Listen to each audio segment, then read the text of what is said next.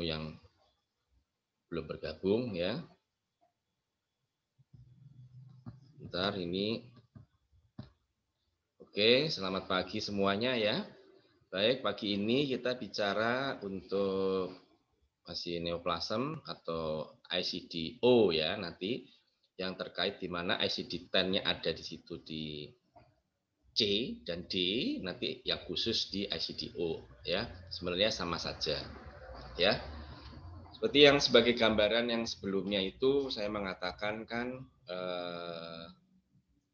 selain ICD untuk neoplasma ya, ICD-10 itu ada jiwa, itu ada kekhususan PPDGJ ya, jiwa. Nah, itu lalu ada lagi yang lain-lainnya ya, mengikuti. Baik, secara deskripsi kita bahas nanti ini harus pelan-pelan karena harus pemahamannya harus benar-benar ya dan terminologinya ini ya.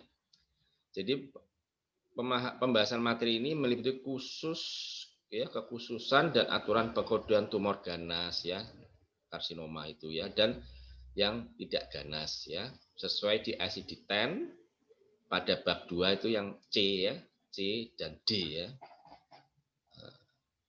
untuk kepentingan pelaporan kesakitan atau morbiditas ya. Kalau yang ICDO garis besarnya itu digunakan untuk registrasi kanker ya. Tatap muka kita yang sebelumnya, kuliah kita yang sebelumnya ya. Cara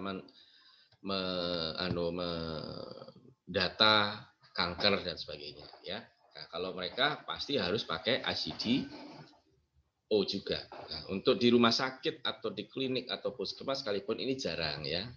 Rumah sakit masihlah jarang ya karena mungkin juga rumah sakit tidak semua rumah sakit kan yang sudah terdaftar melaksanakan registrasi kanker seperti kuliah sebelumnya sudah dijelaskan ya. Ya, apalagi puskesmas mungkin belum ada ya saya bicara di daerah sini saja ya.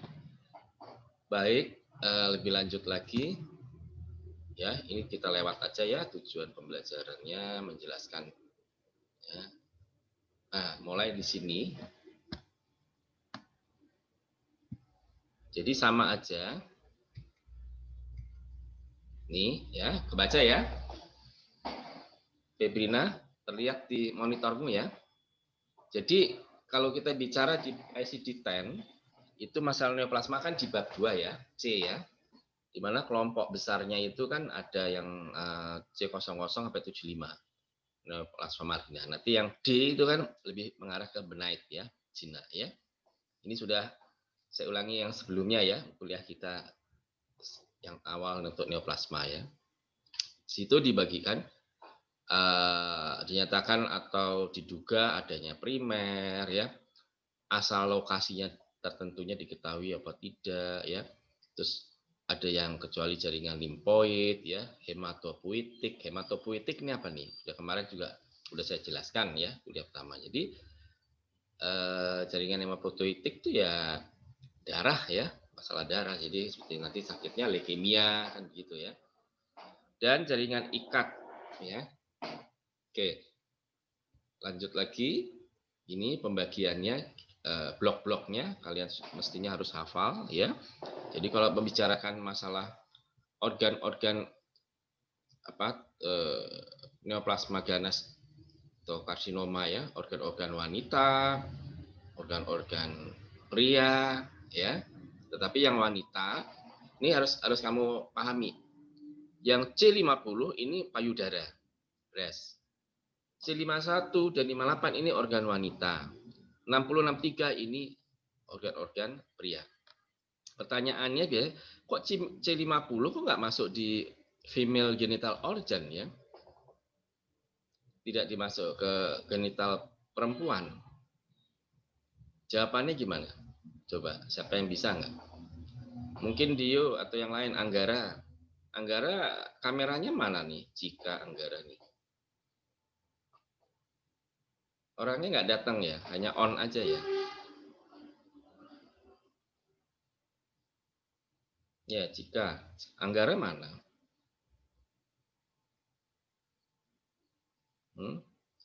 Coba jika apa?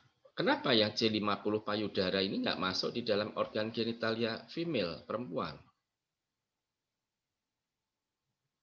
Ini pertanyaan dasar aja ya, secara anatomi. Atau Dio lah, Dio selaku ketua suku, kepala kepala apa, ketua kelas atau ya. Dio gimana Dio?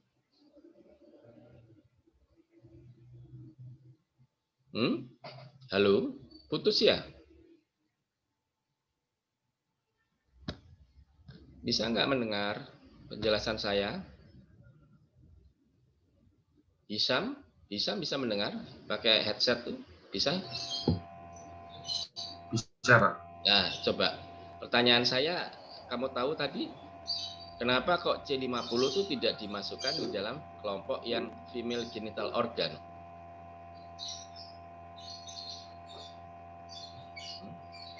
Yang lainnya yang kameranya belum on, tolong di on kan ya. Anggi, Surya, masih banyak yang belum on ya. Nanti nggak dihitung absennya ya kalau gitu ya. Kenapa? Siapa yang coba menjawab coba? Anastasi coba. Apriliani. Kenapa yang C50 itu tidak dimasukkan kelompok female genital organ? Kok mulai dari 51? Kenapa? Ini Saya mencoba menjawab, salah tidak apa-apa, Pak ya? oh, nggak apa-apa, namanya belajar kok. Nah, kalau yang nggak boleh salah tuh ketika ujian ya. Kalau gini malah lebih bagus. Nah, lebih bagus salah gitu loh biar tahu. Siapa nih? Apa yang ngomong nih? Siapa nih? Saya, Pak, Hisam. Siapa? Hisam ya? Ya, ayo Hisam. Kalau menurut saya itu, kalau C50 itu kan payudara, sedangkan Ya, payudara. C51 sama C58 itu kan tentang organ-organ kelamin wanita. Nah, menurut saya itu ya payudara itu tidak termasuk di organ-organ kelamin ya, Pak. Organ-organ kelamin wanita. Kalau menurut saya sih. Ya, ya. Ya, betul. Terus secara anatominya itu ya. Ya, betul. Ya, ada yang menambahkan lagi? Kalau menurut saya, Pak, Siapa? Indra. saya Indra. Ya, Indra, yuk. Karena payudara itu,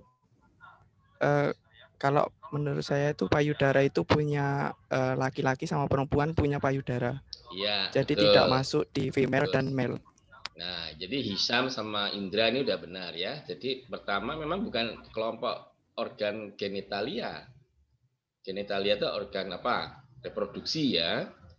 Bukan, saya lebih tidak suka kalau istilahnya itu alat kemaluan. Ya, ini kan alat ini nggak memalukan sebetulnya ya. Tapi kelamin boleh atau reproduksi boleh ya. Nah, tetapi terkait ya payudara. Lalu yang kedua sama Indra ditambahi anatominya lagi. Pria dan wanita tuh punya semua payudara, mame ya punya. Jadi sama-sama berpotensi terjadi kanker ya atau karsinoma kan di payudaranya ya. Jadi saya pun pernah pengalaman punya pasien bapak-bapak ya CA payudara, CA mame. Akhirnya sampai meninggal bertahan sekian tahun ya. Ya, istrinya malah enggak apa-apa. Nah, itu kenapa kok di C50 tuh disendirikan ya. Di samping tadi katanya Hisam itu bukan masuk kelompok genital organ. Yang kedua, payudara tuh bukan dominasinya perempuan. Memang secara kontur bentuk berkembangnya itu wanita, tapi pria sangat jarang atau jarang yang berkembang seperti wanita walaupun ada ya. Oke, sampai di sini. Jadi secara anatomi harus karena ini kalau ngomong karsinoma neoplasma, kita harus kental banget, harus paham banget anatomi. Karena kita ngomong site nanti lokasi ya, masih ingat yang di kuliah awal saya neoplasma harus ada 3 kodenya nanti ya. Ya apa enggak? Kode site-nya, lokasinya, morfologinya. Site itu bisa ke topologi ya. Di morfologinya lalu sifatnya ya toh. Di samping kode morbiditasnya seperti C berapa atau D berapa. Lalu kan nanti M bla bla bla bla garis miring angka, kan gitu ya. Kita ngodenya harus begitu kan. Nah, ini kalau nggak tahu lokasi anatominya, kita juga bingung ya. Oke, saya lanjut. Ya, ini pembagian bloknya dari C, kita lewati aja, kalian harus hafal ya untuk ujian kalau ini ya. Jadi harus hafal ya. Ini yang D yang benite ya. Jadi D 00, 09 sampai D37, 48 ya. Oke. Kita coba satu persatu dulu ya. Jadi yang pertama masalahnya primary ill defined ya. Ini berupa sekunder atau yang unspecific. Juga bisa yang neoplasma dari yang ganas ya. Primary itu primer ya, dinyatakan sebagai tumor ganas. Nah ini saya katakan ini tumor, tapi sebenarnya istilah tumor itu nanti kita bahas di bawah. Tidak begitu spesifik kan, tumor itu macam-macam. Ada karena istilah kanker itu menggambarkan karsinoma gitu ya. Ya enggak juga sebetulnya, enggak sebegitu mudah begitu ya. Oke. Ini terminologi masalahnya ya. Jadi dinyatakan sebagai tumor ganas, bisa sekunder, lalu lokasinya, site-nya, ya, apakah keganasan itu tidak dirinci atau gimana lah itu ya. Jadi kalau primary ill defined itu termasuk yang ganas, sekunder, dan lokasinya tidak terinci, tidak dirinci. Ya. Kalau kita lihat kategorinya, kelompoknya dari blok C76 sampai 80 termasuk yang ganas. Ya. Yang juga tidak jelas, tidak dirinci lokasinya ya. Asal kankernya itu. Ya. Kan dia bisa metastase atau tersebar, disseminated ya. Spread yang menjalar ya. Jadi nggak jelas jadi ini. Kalau yang kategori ini kan lokasinya ini atau site primernya tidak diketahui ya. Kalau yang diketahui umpamanya site primernya itu di paru, tapi ditemukan juga di gaster, di lambung. Nah, akibat yang lambung itu akibat dari metatasenya. Tapi primernya tetap di paru itu terinci apa diketahui. Kalau yang ini contoh ini yang saya bacakan ini tidak. Sampai di sini bisa diikutin, ini harus pelan-pelan nih. Nanti kalau putus channel apa connect-nya disambung ya, di-upgrade gitu ya. Lalu yang selanjutnya, yang kedua dilihat dari fungsi aktivitasnya, aktivitas fungsionalnya ya. Pada bab 2 itu semua neoplasma itu sudah ada di ICD-10 ya. Baik itu fungsi aktifnya maupun tidaknya. Lalu ada kode tambahan lagi yang diatur di bab 4 ya untuk mewakili aktivitas dari fungsi neoplasmanya atau kelenjarnya. Contoh nih ya, ada contoh nih katekolamin producing maligna peuchromacytoma of adrenal gland. Nah, ini kan di bab 4 ini ya. Adrenalnya itu. Dengan itu C74 ya, lalu bab 4-nya tambahan tuh E275 ya. Jadi kan daerah di bab 4 di endokrin ya, adrenal gland. Ada lagi contoh basopil adenoma of pituitary gland with Cushing syndrome. Nah, pituitary gland juga akan di kelompok endokrin ya tambahannya. Di samping basopil adenoma ini kan suatu jinak ya. Jadi D352. Nah, pituitary gland dengan Cushing syndrome itu kelainan-kelainan atau penyakit-penyakit yang ada di endokrin yang ada di bab 4. Itu E24 jadi tambahannya itu. Ya. Jadi ada tuh kalau lihat dari fungsionalnya. Kalau tadi yang pertama penjelasannya dari yang primer yang tidak jelas juga site atau lokasinya. Gimana? Lanjut? Bisa ditangkap nggak penjelasannya? Nanti ada contoh soal lebih jelas ya. Oke. Sekarang lihat dari yang ketiga morfologi. Tadi kan dari lokasi ya primernya, lalu ada kode tambahan kalau bila ada ya untuk di bab 4 ya. Nah, yang morfologi ini sesuai dengan morfologi. Morfologi itu kan bentuk ya. Jadi bentuk dari apa? Histologinya. Histologi itu apa? Jaringan ya. Jadi kalau ngomong jaringan tuh lihat sel-selnya. Ya, jadi kamu secara anatomi tolong sekarang buka-buka loh. Sel itu apa sih? lapisan sel itu apa sih? Ada namanya squamosa ya dan macam-macam ya.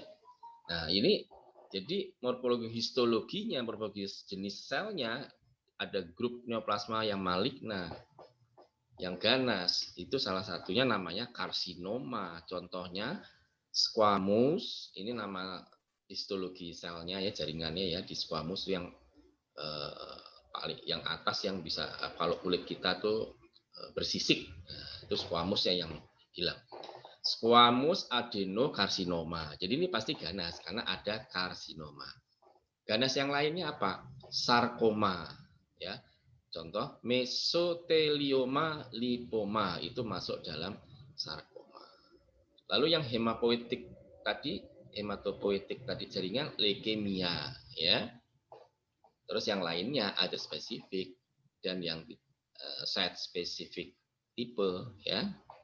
Atau di sini di ICD tulis cancer ya, unspecific cancer, tapi ya tidak mesti harus kita terjemahkan dengan karsinoma gitu ya. Tentunya nanti ada di buku ICD juga kamu harus jeli. Contohnya nanti umpamanya kanker paru digoleki ya, cancer of lung gitu ya. Nggak ada nanti di volume 3 dulu ya, litemnya ya gitu, nggak ada nanti. Tapi karsinoma of lung, nah itu ada. Ya, walaupun di ICD-nya nanti tulisannya cancer apa ada beberapa dengan istilah kita tulis cancer ya. Jadi kita harus jeli ketika mencari litem itu apakah ini ada diatur di ICD-nya ya. Lalu ini istilah ini. Cancer adalah istilah generik dan dapat digunakan untuk yang mana saja. Walau jarang sekali digunakan untuk sebutan neoplasma ganas limfotik ya, jarang limfotik yang ganas limfotik jarang menggunakan cancer. Leukemia, kanker leukemia kan tidak ada ya. Jaringan hemopoietik itu kan contoh tadi ya. Terkadang kata karsinoma digunakan salah sebagai kata ganti cancer. Itu yang saya jelaskan tadi ya. Nggak mesti cancer itu untuk karsinoma ya. Karena nggak cocok ya. Jadi perlu diperhatikan bahwa klasifikasi neoplasma di bab 2 ini ya adalah sesuai harus dengan lokasinya, lokasi organ yang terkena ya. Nantinya pun juga harus kelompok-kelompok besar ini harus disesuaikan dengan behaviornya karena lokasi terkait dengan sifat perilaku behavior ya. Dia jinak kah, dia primer kah, dia ganas kah, dan sebagainya ya. Kasus-kasus tertentu morfologinya ini akan terpapar ya. Atau akan ada mungkin kita bahas pada kelompok-kelompok atau kategori-kategori yang lainnya. Ini penjelasannya lagi. Klasifikasi histologis neoplasma, jadi jaringan ganas ya, histologis itu jadi kan jaringan ya, sel-sel ya. Terpisah ya dari di bagian morfologinya, kode morfologi yang biasanya diambil dari ICD-O dan merupakan klasifikasi ganda ya. Yang contohnya lebih jelasnya, jadi ada topografi, ada morfologi. Ini ada 6 digit. Yang 4 digit pertama itu identifikasi dari jaringan selnya. Squamous cell, adenoma, atau apa-apa itu nanti ada daftarnya. Digit kelima ini yang garis miring angka gitu ya, yang menjelaskan kode behavior, kode sifat atau perilaku. Bisa maligna primer, maligna sekunder, dan sebagainya ya. Itu nanti ada di slide-slide selanjutnya ada. Bahkan kadang-kadang ada yang ditambahkan kode yang untuk gradingnya ya, untuk level tingkatan ya. Tapi ini ada yang iya, ada yang tidak ya, yang digit ke-6 ya. Gimana cara menggunakannya? Ya sama aja dengan kode-kode penyakit yang lainnya ya. Kita lihat aturan penggunaan sub kategorinya. Nanti bisa kalian sudah paham nih, ngikutin tanda-tanda baca dan sebagainya ya.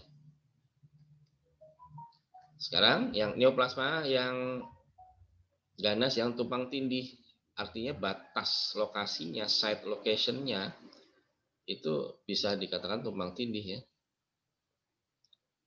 Jadi pada kelompok blok atau kategori C0075 itu yang besar itu neoplasma maligna primer. Itu sesuai titik dari site-nya, asal neoplasmanya. Ya. Terus juga ada kategori 3 karakter yang dibagi lebih lanjut. Ya. Jadi suatu neoplasma yang tumpang tindih ini tentunya bisa 2 atau lebih dari 2 lokasi yang saling berhubungan. Ya. Yang saling berhubungan ya. Nanti ada contohnya ya. Kalau dari kalimat begini kadang-kadang kamu juga susah ya. Nah, ini contoh. Carcinoma of esophagus and stomach. Nah, ini bahasa Indonesianya apa kira-kira? Coba. Kris Jati coba. Carcinoma of esophagus and stomach. Apa nih? Bahasa bahasa Indonesianya lah istilah apa? Pak Kris Jati bisa enggak? Atau Bella, silakan.